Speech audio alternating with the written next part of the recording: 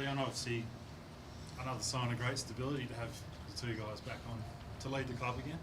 Yeah, it is. Look, it was a really good process, and we went through. I mean, obviously, most clubs go through a leadership process, but all players, all coaches, sort of vote on each other in terms of their, alignment to the values of our footy club, what they want to stand for, the habits that they stand for, what we want to achieve on the field.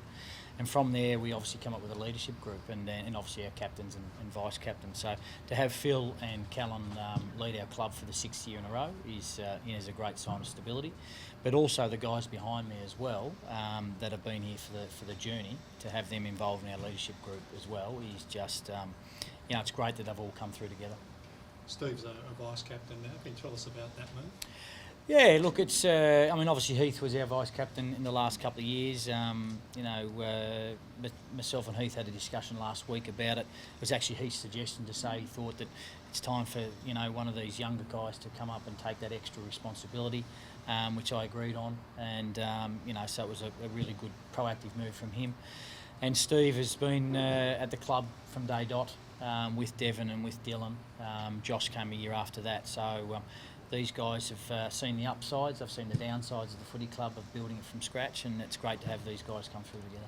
Just on Callan and Phil, how much have you seen their leadership grow in your time at the club? Obviously now they're 6th year as co-captains. Yeah, I think it's always interesting when you start out. If you ask Callan, to be totally honest, and Phil, they thought, well, how can we sort of be captain at probably 20, 21 years of age? But the squad was the average age of probably 18 or 19. But for them to grow over the last 6 years through some great tutelage from Rosie, our club psych, from our leadership group, from Nick Maxwell, who looks after our leadership program, from these guys behind me challenging each other, incidents on the field, off the field, having a huge say in our footy program, you can see them grow over that 6-year period. And they've got the respect of the playing group, they've got the respect of the entire footy club, and they look forward to the season proper in 17. At what point did Stephen's leadership credentials become apparent at his time at the club? I think it's just not Stephen's, I think it's everyone's here. Like Dylan and Devon, Devon captained the team on the weekend, and watching him deal with some situations out there compared to 3 or 4 years ago was chalk and cheese. Dylan's going to captain the team this week, and we're playing Canberra and so on. So Stephen's been through that as well. I mean, they're all young lads who can play the game. They're bona fide AFL players that can contribute on the field, but they know they want to get outside themselves and also look after their teammates as well and direct them in the right direction. So, Stephen's got, great character. He's respected by his peers, and he's a really popular person amongst our playing group.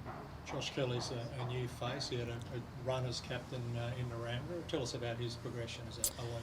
Yeah, similar to the guys I already spoke about. Josh is into his 4th year, and he's obviously really stepped up as a player.